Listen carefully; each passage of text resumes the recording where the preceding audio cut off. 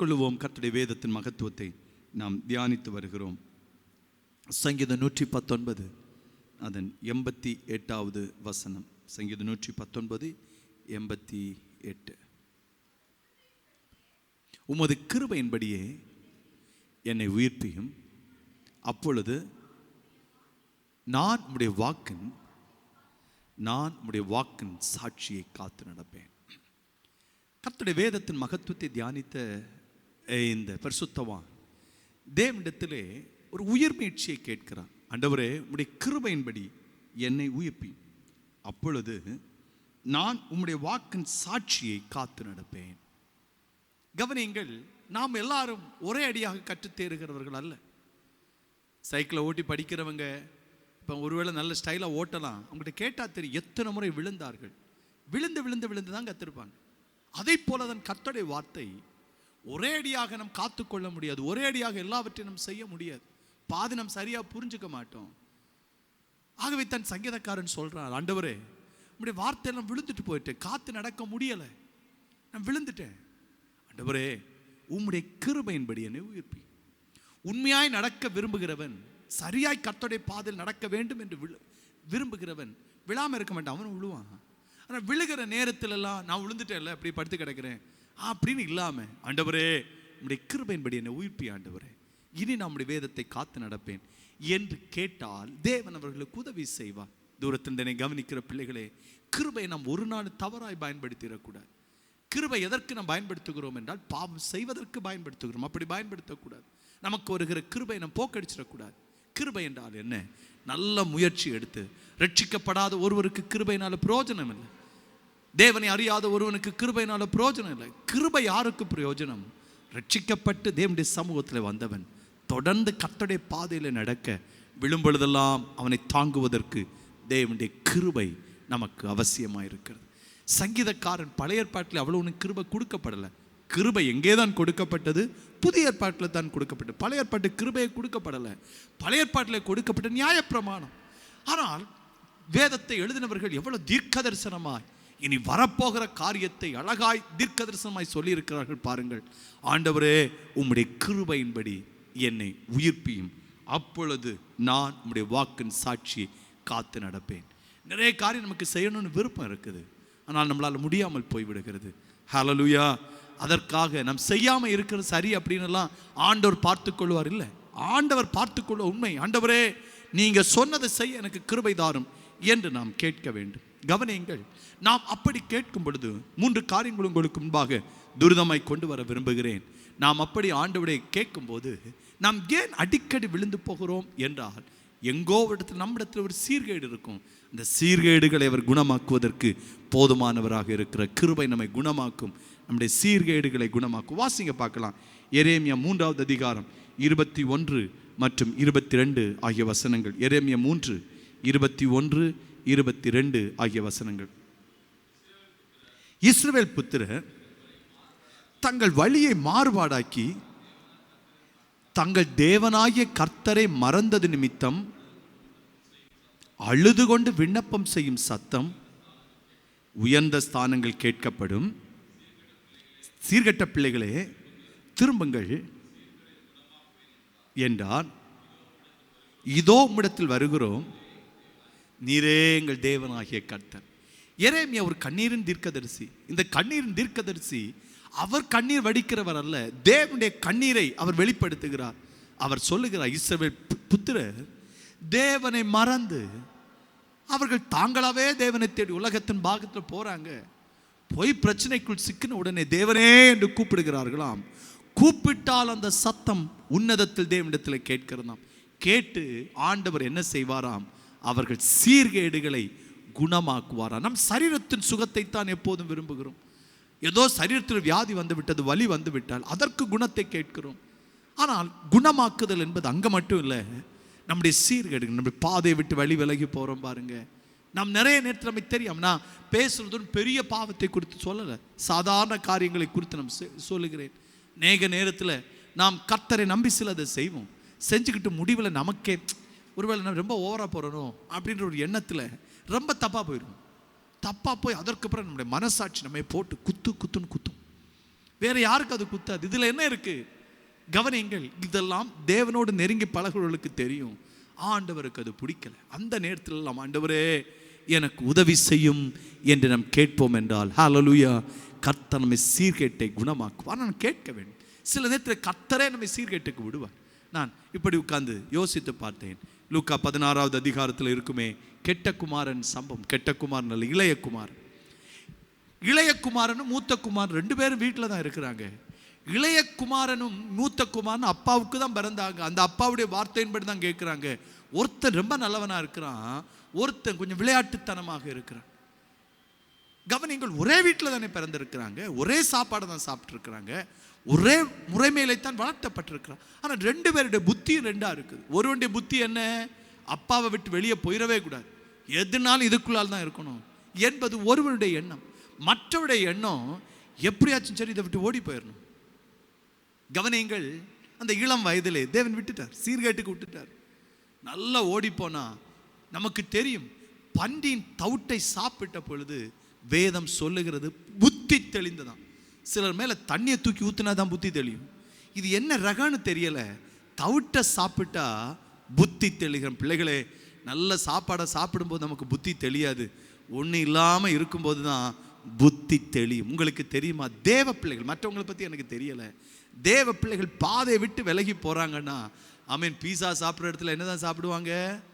தவிடு சாப்பிட வேண்டிய, வேஸ்ட்டை சாப்பிட வேண்டிய ஒரு இடத்துக்கு வந்தாலே புரிஞ்சுக்கணும், கர்த்தர் நம்மை ஆசீர்வதிக்காமல் விட்டு விட்டார்.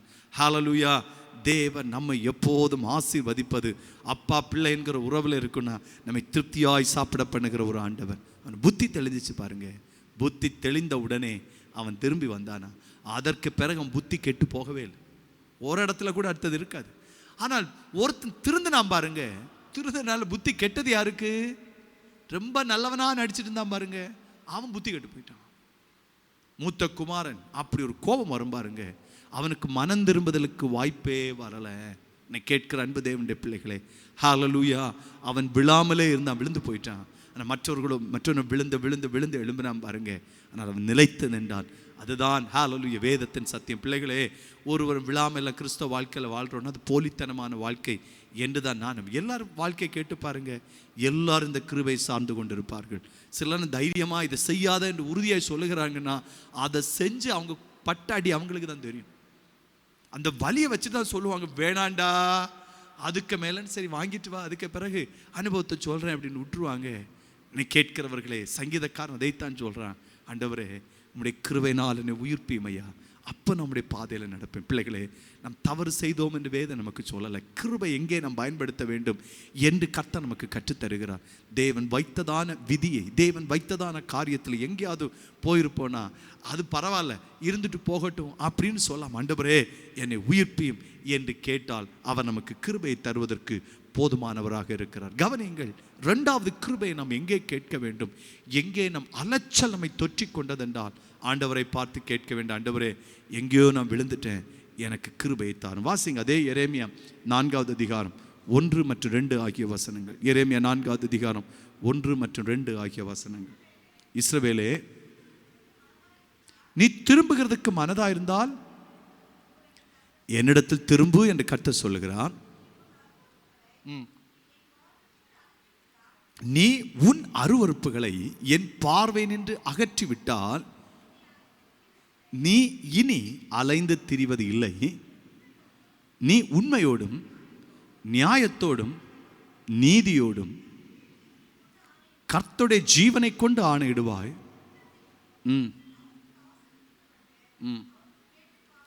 மேன்மை பாராட்டுவார்கள். கவனிங்கள், எரேமியா 4வது அதிகாரம் 1வது வசனம் நமக்கு கற்றுத்தருகிறது, அருவருப்புகளை என் பார்வை நின்று அகற்றிவிட்டால் நீ இனி அலைந்து திரிவதில்லை. அருவருப்புகளை உலகத்து பார்வை நின்று அழகாய் நாம் அகற்றிவிட முடியும். உலகத்து மனிதர்களை மறைத்து நாம் எல்லாவற்றையும் செய்ய முடியும். ஆண்டவர் சொல்லுவது, உலகத்தின் மனிதர்களுக்கு முன்பாக அருவருப்பை செய்யாமல் அகற்றிவிடுன்னு சொல்லலை, நீ என் பார்வை நின்று அருவருப்புகளை அகற்றிவிட்டால். கவனிங்கள், நம்ம வெளி வேஷத்துக்கெல்லாம் ஒருவேளை அதிக நேரத்தில் ரொம்ப நல்லவங்களாக இருப்போம். தேவன் எதை அறிந்திருக்கிறார்? உள்ளத்தின் ஆழத்தை அறிந்திருக்கிறார். அவைகளை அகற்றிவிட்டால், அருவருப்புகளை அகற்றிவிட்டால் தேவன் நமக்கு செய்கிற முதல் ஆசீர்வாதம் அலைச்சல்களை நம்மை விட்டு எடுத்து போடுவாராம். ஆமென். அலைச்சல் என்றால் என்ன? அலைச்சல் என்றால் பிள்ளைகளே, ஏதோ ஒரு ரோடு எடுத்து ரெண்டாவது ரோடு சுற்றிட்டு இருக்கு, அது அலைச்சல்னு சொல்லலை. நம்முடைய காரியங்கள் ஒரு முடிவுக்கு வராமல் போய்கிட்டே இருக்கும். எதற்கு ஒரு முடிவு இருக்காது. இன்னைக்கு வரும், நாளைக்கு வரும், நாளான்னைக்கு வரும், போய்கிட்டே இருக்கும். ஏன்? அருவருப்புகளை நம்மை விட்டு அகற்றி போட்டால். அருவருப்பு என்றால் என்ன? நான் நம்புகிறேன், அருவருப்புனா வேற ஒன்றும் இல்லை. அருவருப்பு என்றால் நமக்குள் இருக்கிற அருவருப்பு வேற எதுவும் இல்லை. நம்மிடம் இருக்கிற ஒரு அசட்டைத்தான். ஒரு இடத்துல வாசிக்க முடியும், கொரிந்தியர்ல. பந்திக்கு வந்திருக்கிறாங்க. பந்திக்கு வந்தவர்கள் மற்றவர்களுக்கு ஆகாரம் இருக்குதா இல்லையா பார்க்கல. எனக்கு சாப்பாடு இருக்கு, நான் எடுத்து சாப்பிட்றேன். எடுத்து சாப்பிட்டால் வேதம் சொல்லுகிறது, நீ உங்களுக்கு எல்லாம் இருக்கிறது இல்லாதவர்களை நீங்கள் ஏன் அசட்டை பண்ணுகிறீர்கள்? அசட்டை என்பது என்ன? ஆக்ஷனால் மட்டும்தான் தெரியுமே தவிர வார்த்தையினால் இருக்காது. பிள்ளைகளை நிறைய நேரத்தில் ஹalleluya நம்மிடத்தில் இருக்கிற சீர்கேடு வேறு ஒன்றும் இருக்காது. நாம் திரும்ப வேண்டியது வேறு எதுலையும் இருக்காது. மற்றதெல்லாம் ஒரு மாதிரி ஏளனமாக மனசில் நினைப்போம் பாருங்க. அவன் கிடக்கா, அவன் சரியா புத்தியா செய்யலை, அதனால சிக்கிட்டான். நான் பாரு புத்தியா செஞ்சேன் என்று நம் மனசில் யோசிக்கிறோமா? இதுதான் அசட்டைத்தனம். யோனாவை இங்கே தான் தேவன் பிடித்தார்.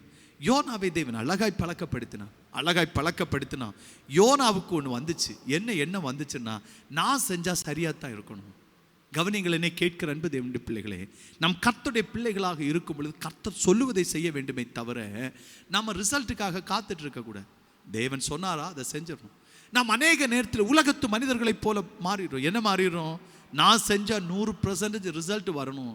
யோனா அப்படித்தான் நினச்சேன். ஆண்டவர், நான் போய் சொல்லுவேன், சொன்னது மாதிரியே நடக்கணும். சொன்னது மாதிரி நடக்கலைன்னு செய்ய மாட்டேன். யோனா போனான் பாருங்க. போய் எங்கே போயிட்டானா, அவன் அலைந்தான்.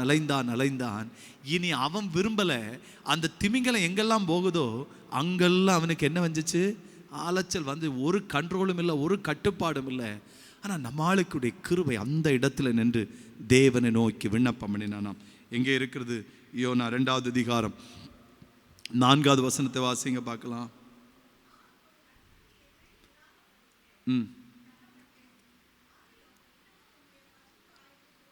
ஆகிலும் இன்னமும் உம்முடைய பரிசுத்த ஆலயத்தை நோக்குவேன் என்றேன். இந்த காலகட்டத்தில் இந்த வசனத்தை அழுத்தமாய் நாம் சொல்ல வேண்டும் அப்படின்னு நான் விரும்புகிறேன்.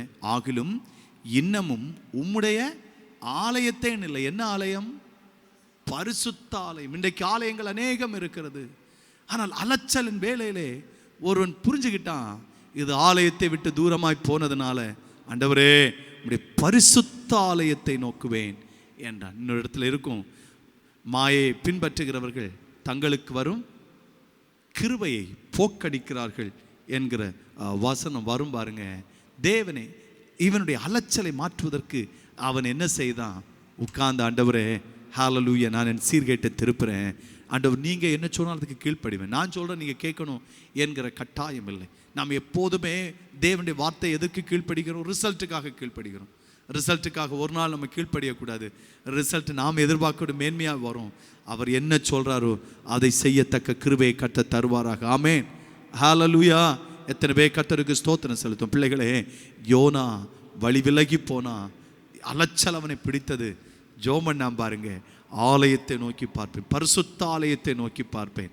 தேவனுடைய அலைச்சலை மாற்றினான். அதற்காக நான் கர்த்தருக்கு ஸ்தோத்திரம் செலுத்துகிறேன். நிறைவாக ஒன்றை மாத்திரம் புலம்பல் 3வது அதிகாரம் 22வது வசனம் இருக்கும்.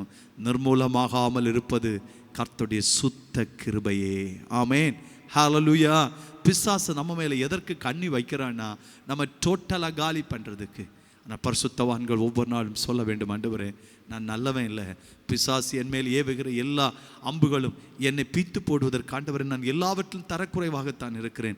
ஆனாலும் ஆண்டவரே நான் நிர்மூலமாகாமல் இன்றைக்கு வரை நிலை நிற்கிறோம்டைய கிருபை எங்களுக்கு தந்தீரே, உமக்கு ஸ்தோத்திரம். ஹalleluya. ஆமென். மற்றவர்கள் கெட்டு போனார்கள், நான் நல்லா இருக்கிறேன் அப்படின்னு நாம் நினைத்தோம் என்றால் நாம் விழுந்து விட்டோம். ஹalleluya. நாம் நிலை நிற்பது கர்த்தருடைய சுத்த கிருபையினால் மட்டும். ஆமென். இதைத்தான் அநேக நேரத்தில் உங்களுக்கு தெரியுமா, தேவன் நம்மை பாதுகாப்பது ஒரு இடத்துல எப்படி பாதுகாப்பார் என்றால், பலவீனத்தை எடுத்து பாதுகாப்பார். மற்றொரு இடத்துல பலவீனங்களை தந்து பாதுகாப்பார். நமக்கு அது நிறைய நேரத்தில் தெரியாது. பவுல் அப்படித்தான் ஆண்டவரை போய் கேட்க, ஆண்டவரே இந்த பலவீனம் என்னை விட்டு நீங்கட்டும் நீங்கட்டும் நீங்கட்டும் அப்படின்னு கேட்கும்போது ஆண்டவர் சொல்ல, இந்த பலவீனத்தை உன்னை விட்டு நீக்க மாட்டேன், நீக்குனா நீ என்னை சார்ந்து இருக்க மாட்டாய், ஆகவே உன்னுடைய பலவீனம் வரும்பொழுதுதான் என் பலனை நினைத்துக்கொள். இது பொருள் என்னன்னா, இதுக்கு நான் மருந்தையும் தரேன், மருந்து எப்போதும் கையில் வச்சுக்க, கிருபையை நீ எப்போதும் அப்ளை பண்ணிக்க. அவன் சரித்திரத்தை வாசித்து பார்த்தால் இந்த பிரச்சனை என்ன பிரச்சனையாக இருந்திருக்கும்னா கண் பிரச்சனையாக இருந்திருக்கும். அவனுக்கு எதை பார்த்தாலும் பெருசு பெருசாக தெரியணும், சீல்கள் வடிஞ்சுக்கிட்டு இருக்கும் என்று சரித்திர ஆசிரியர்கள் சொல்கிறாங்க. கண்ணு பிரச்சனை அவனுக்கு இருந்துக்கிட்டே இருக்குமா, அதனால தான் அவர் எழுத மாட்டார், மற்றவர்களை வைத்து எழுத வைப்பார். அவர் எழுதும் போதெல்லாம் பெரிய எழுத்துக்களால் எழுதினேன் அப்படின்னு சொல்லுவார். கவனியுங்கள். அப்படியானால் என்னை கேட்கிற அன்பு தேவனுடைய பிள்ளைகளே, அவருக்கு கிருபை எப்படி வெளிப்பட்டுச்சுன்னா, நீ கொஞ்சம் அடங்கி இருக்கணும்னா, நீ என் பாதையில் நடக்கணும்னா உனக்கு இந்த சின்ன சின்ன பலவீனங்கள் வேண்டும். பிள்ளைகளே, அந்த பலவீனத்தை மாற்றுவதற்கல்ல, அந்த பலவீனத்தில் ஆண்டவரே உம்முடைய கிருபை தாங்கட்டும் என்று முன்னோக்கி செல்லத்தக்கதான கிருபையை கர்த்தர் தருவாராக. இந்த சங்கீதக்காரனோடு சேர்ந்து நாம் சொல்லுவோம், ஆண்டவரே உம்முடைய கிருபையின்படி என்னை உயிர்ப்பியும், அப்பொழுது நான் உம்முடைய வாக்கின் சாட்சியை காத்து நடப்பேன். எல்லாரும் எழுந்து நிற்போம், கர்த்தருக்கு நன்றி சொல்லுவோம்.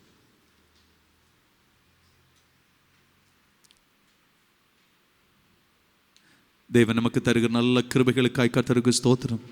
அவர் வேளை நம்ம அழைக்கப்பட வேண்டி இருந்தாலும் அந்த நடுவில் கிருபையை சார்ந்து திரும்பி வரத்தக்க கிருபையை கர்த்தர் நமக்கு தரும்படி எல்லாரும் கர்த்தருக்கு ஸ்தோத்திரம் செலுத்துவோம். ஹல்லேலூயா.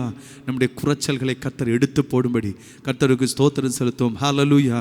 அந்த நடுவில் கர்த்தருடைய கிருபையை சார்ந்து கொள்ளும்படி கர்த்தருக்கு ஸ்தோத்திரம் செலுத்துவோம். ஹல்லேலூயா. சில ஹல்லேலூயா வீக்னஸஸ் நமக்குள்ளால தேவன் வைத்திருப்பார் என்றால் அதிலும் கர்த்தரை சார்ந்து கொள்ள வேண்டிய கிருபையை கர்த்தர் தரும்படி கர்த்தருக்கு ஸ்தோத்திரம் செலுத்துவோம். கிருபை என்றால் நாம் விரும்புகிற என் ரிசல்ட் வரணும்னு இல்லை. கிருபை என்றால் ஆண்டவர் நீங்கள் சொன்னதை செஞ்சுட்டேன், மித்த நீங்கள் என்ன வைத்திருக்கிறீங்களோ அதை மனப்பூர்வமாக ஏற்றுக்கொள்ளுகிறேன் என்று கர்த்தரை சார்ந்து கொள்ளுகிறதான். அப்படிப்பட்ட ஒன்றை கர்த்தர் நமக்கு தரும்படி கர்த்தருக்கு ஸ்தோத்திரம் செலுத்துவோம். எல்லாவற்றையும் முறுமுறுப்பு இல்லாமல் ஸ்தோத்திரத்தோடு செய்யத்தக்க நல்ல மனப்பக்குவத்தை கர்த்தர் நமக்கு தரும்படி கர்த்தருக்கு ஸ்தோத்திரம் செலுத்துவோம். ஹல்லேலூயா, ஹல்லேலூயா. அன்பின் ஆண்டவரே, இந்த வார்த்தைகளுக்காக உமக்கு நன்றி. இந்த வார்த்தையின் விடுதலை ஆலயத்தை ஆண்டவரை மேன்மைப்படுத்தட்டும், வெளிச்சத்தை ஆண்டவரே எல்லார் மேலும் வீச பண்ணட்டும் என்று ஜெபிக்கிறேன். ஆண்டவரே உம்முடைய கிருபையை போக்கடித்து நாங்கள் அலைந்து போகாமல், ஆண்டவரே ஹல்லேலூயா, நாங்கள் சீர்கெட்டு போகாமல், ஆண்டவரே பலவீனப்பட்டு போகாமல், ஆண்டவரே இருக்கிற இடத்திலெல்லாம் உம்முடைய கிருபை சார்ந்து எழுந்திருந்து இன்னும் உம்முடைய பாதையில் நடக்க தகப்பனே கிருபையை தாரும். எல்லார் மேலும் உம்முடைய ஆசீர்வாதத்தை வீடுகள் எங்களோடு ஆராதித்த பிள்ளைகளையும் கர்த்தர் ஆசீர்வதிங்க. உதவிக்க வந்த எல்லா பிள்ளைகளையும் கர்த்தர் நிரப்பும். எல்லாவற்றால் நிரப்புகிறவரே உம்முடைய மகிமை ஆலயத்தில் வெளிப்பட துவங்கி இருக்கிறதற்காக நன்றி. எங்களை தாழ்த்துகிறோம். ஜெபத்தை கேட்டதற்காக நன்றி. இயேசுவின் நாமத்தில் பிதாவே. ஆத்மாவே கர்த்தரை ஸ்தோத்திரி, என் முழுமையுடைய பரிசுத்த நாமத்தை ஸ்தோத்திரி. என் ஆத்மாவே கர்த்தரை ஸ்தோத்திரி, கர்த்தர் செய்த சகல உபகாரங்களை மறவாதே. ஆமென். ஹல்லேலூயா. யாவருக்கு நன்றி. கர்த்தர் தாமே உங்களை ஆசீர்வதிப்பார்.